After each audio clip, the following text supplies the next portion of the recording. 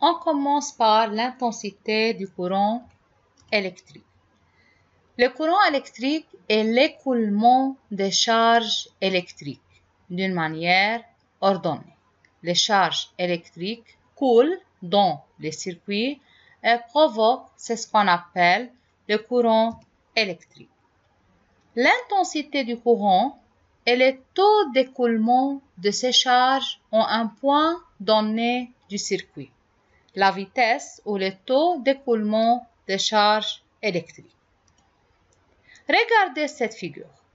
Dans cette figure, le cercle de couleur verte représente les charges électriques qui se déplacent de la borne négative de la pile à sa borne positive, tandis que le cercle de couleur rouge passe par contre de la borne positive de la pile à la borne négative.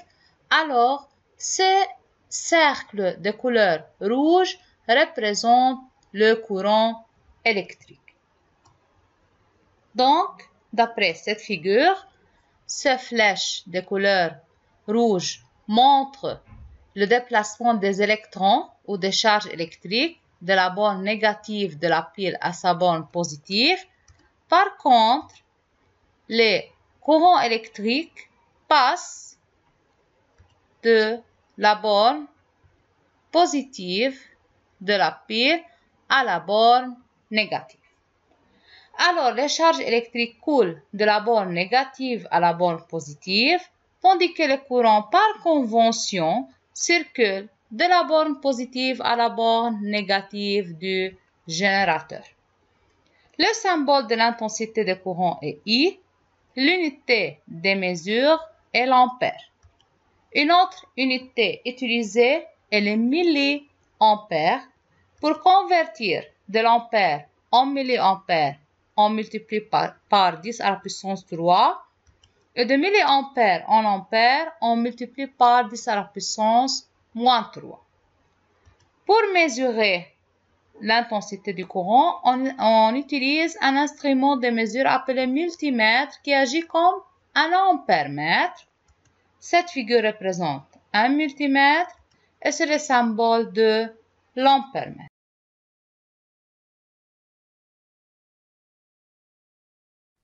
Dans ce tutoriel, je vais vous expliquer comment utiliser un multimètre pour mesurer une intensité. Supposons que l'on ait un circuit dans lequel on ait un générateur, ici une pile de tension 4,5 volts à ses bornes, un interrupteur, ici un bouton poussoir, et une lampe. Ces trois instruments sont montés en série. Un courant circule, lorsque l'on appuie sur l'interrupteur, la lampe brille. Comment mesurer l'intensité du courant? On va utiliser pour cela un multimètre en ampère-mètre. Si on observe le multimètre, il y a plusieurs zones, et c'est cette zone dans laquelle il y a écrit A qui va permettre de mesurer l'intensité du courant. Tout d'abord, il va falloir débrancher un fil et insérer l'ampère-mètre en série dans le circuit pour mesurer l'intensité du courant. On prend un premier fil, on le place ici, et le courant sortant de la borne plus, on place ce fil dans la borne soit milliampères si l'intensité est très faible, soit 10 ampères si l'intensité est forte. Ici, elle va être faible, on la rentre dans la borne milliampères. On ferme le circuit avec un autre fil qui ressort par la borne COM du multimètre et qui vient s'insérer dans la lampe. On a ainsi un circuit en série.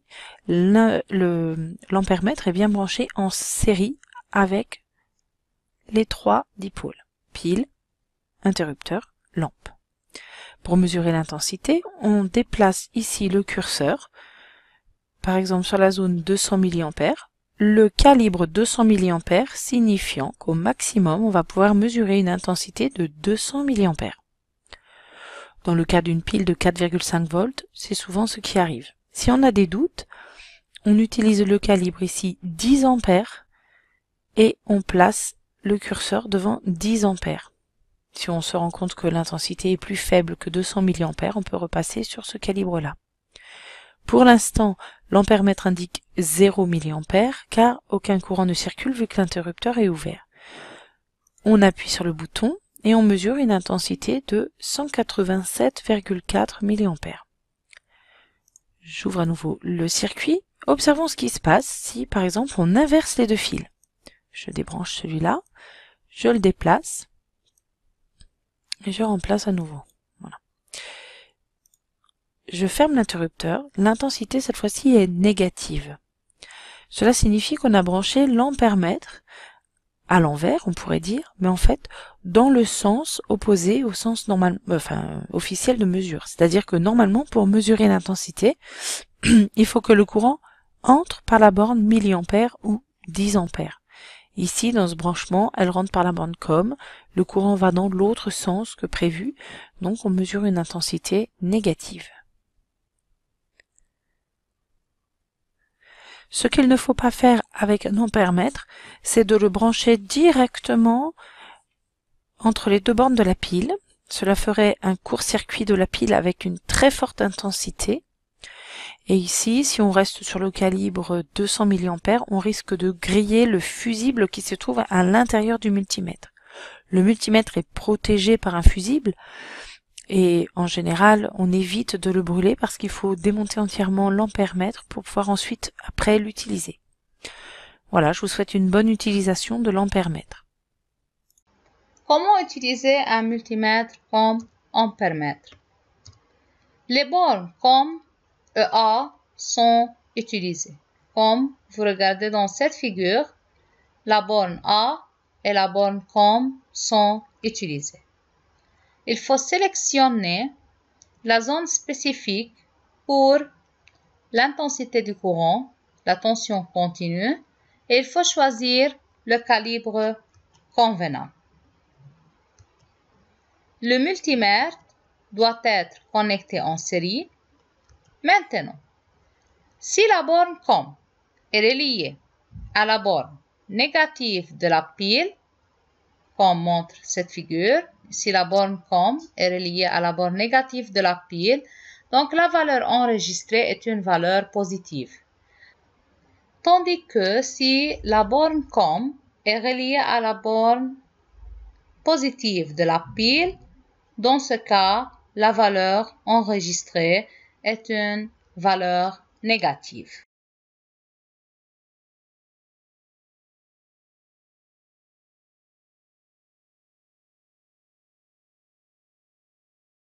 Alors, je respecte les consignes. U, A, B, d'abord, me donne 2,24. U, B, C me donne 2,24 aussi. Il est probable, il est même certain que les deux ampoules sont identiques. Et UAC, aux bornes de l'ensemble, 4,48. La phrase qui vient est que la tension aux bornes d'un ensemble de dipôles est la somme des tensions mesurées aux bornes de chacun.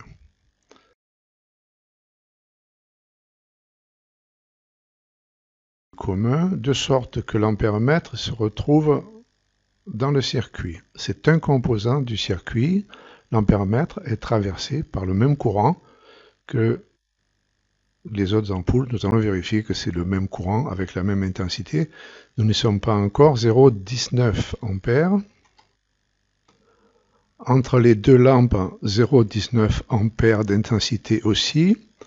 Le signe moins est là, car le câble noir de la borne commune est du côté du plus. Nous trouvons 0,19 ampères. Donc la loi des intensités lorsque les dipôles sont en série est que le courant est le même en tout point d'un montage en série. Les lois de groupement en série. Loi d'additivité de tension. La tension est la somme des tensions aux bornes de tous les composants, comme vous regardez dans la vidéo précédente. E principale, c'est-à-dire c'est la tension de la pile.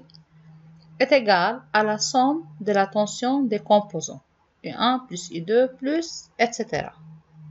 Si les lampes sont identiques, la tension principale sera partagée également sur L. Comme vous regardez, ici la tension aux bornes de la pile est 9 volts.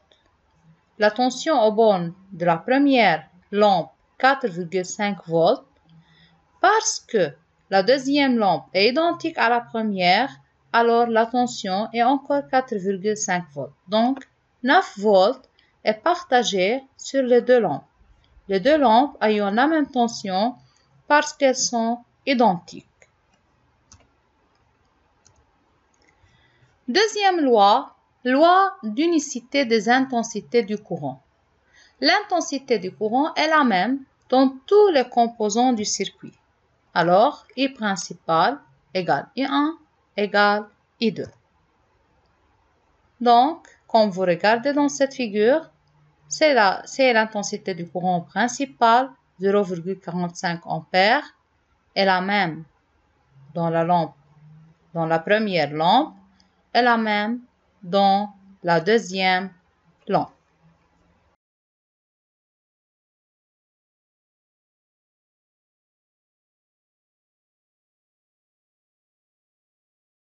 Au montage en dérivation, pour faire la même activité, là j'ai besoin d'un cavalier pour compléter ici, et je vais mesurer donc UPN, c'est la tension aux bornes de la pile du générateur, qui me donne 4,23.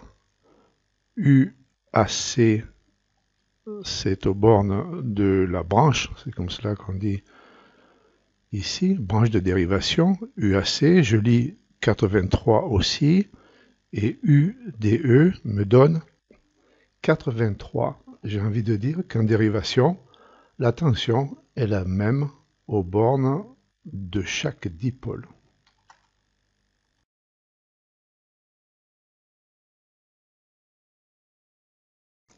Nous passons à la deuxième activité. Lorsque les lampes sont en dérivation, mesurons d'abord le courant dans la branche principale. Je connecte le plus ici, je trouve 0,59 ampères.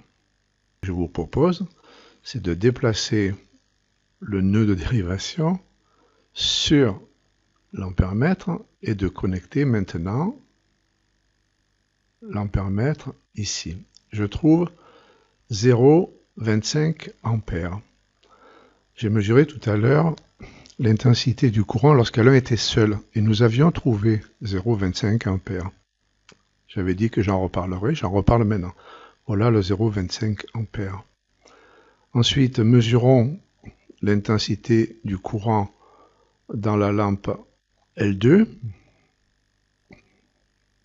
Donc il s'agit de se connecter de façon à ne pas avoir le signe moins. Donc je vais essayer de ne pas avoir le signe moins pour mesurer le courant dans la lampe L2 et je trouve ici 0,34 ampères, ce qui m'amène à la conclusion que le courant principal est la somme des courants dérivés. Ce qui peut se dire d'une autre manière, le courant qui arrive à un nœud de dérivation est la somme des courants qui en repartent.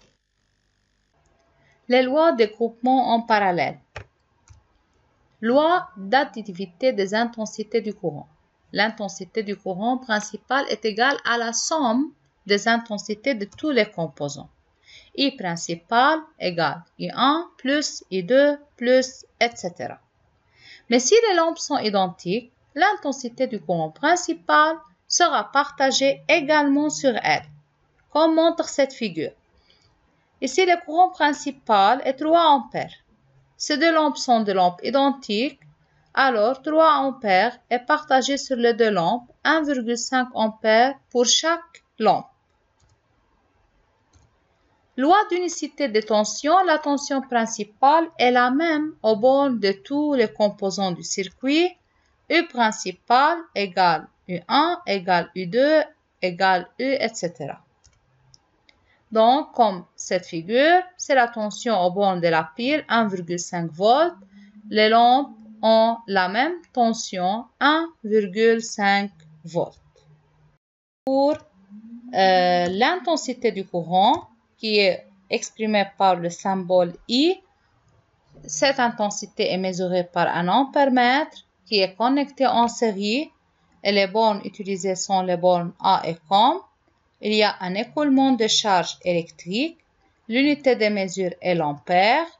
La valeur 0 est obtenue dans un circuit ouvert ou en absence d'un générateur. La même dans les groupements série.